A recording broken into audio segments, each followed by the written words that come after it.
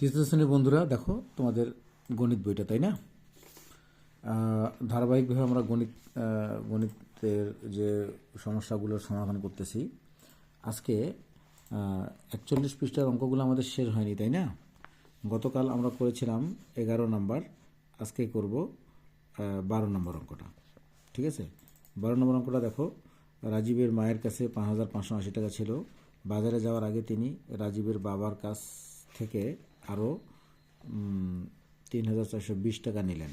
কেনাকাটায় তিনি 7,830 টাকা ব্যয় করলেন। তার কাছে এখন কত টাকা অবশিষ্ট আছে?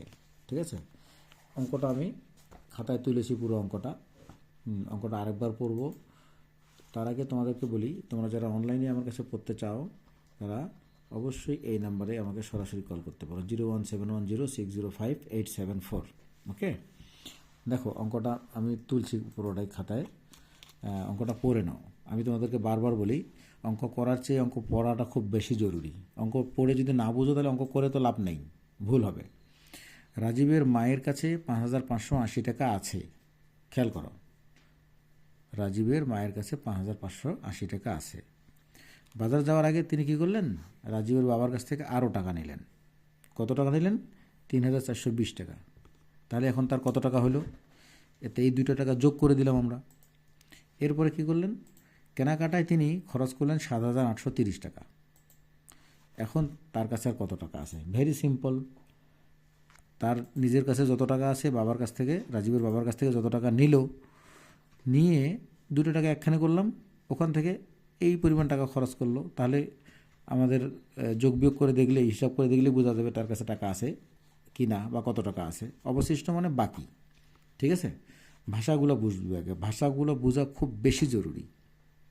তাহলে আমরা অঙ্কটা শুরু করতে পারি এইভাবে যে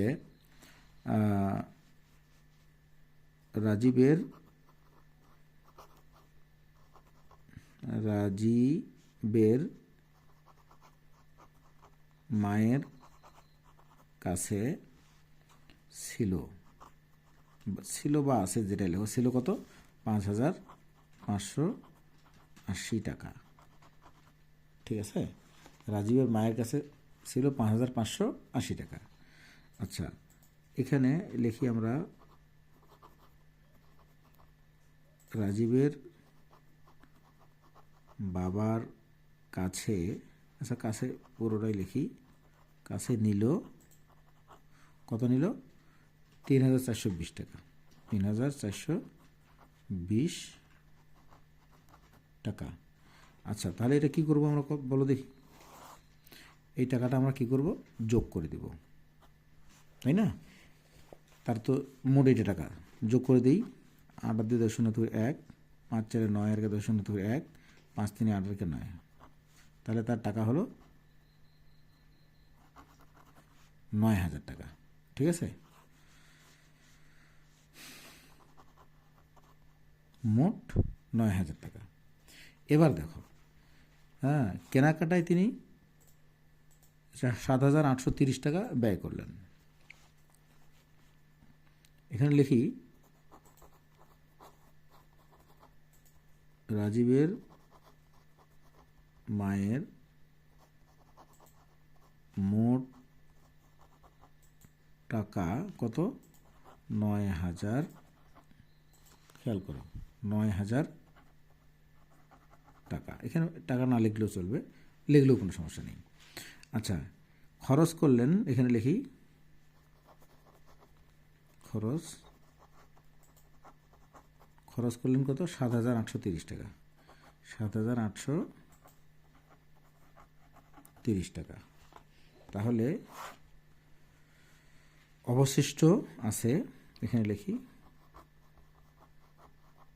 অবশিষ্ট আছে, এটা বিয়োগ করে দিব আমরা, 0।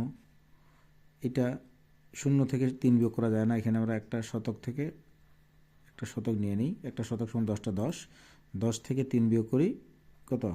7। এখন এখানে 0 থেকে তো 8 বিয়োগ করা যায় না, এখান থেকে আবার 1 চলে গেছে এখানে। এই যে 9 থেকে 9,000 থেকে 1,000 আমরা নিই, 1,000 মানে 10 শতক। 10 শতক থেকে 1 শতক এখানে চলে গেছে, 9 শতক থেকে 8 শতক বিয়োগ করলে 1। ঠিক আছে। এখন এখানে আছে 8,000 থেকে 7,000 বিয়োগ করলে 1,170 টাকা। ঠিক আছে, উত্তর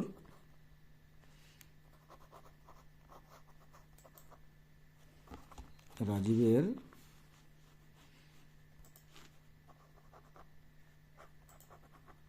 মায়ের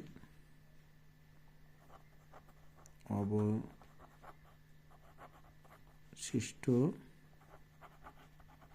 আছে কত? 1,170 টাকা। ঠিক আছে, এভাবে তোমরা অঙ্কটা করলেই হবে। আল্লাহ হাফেজ।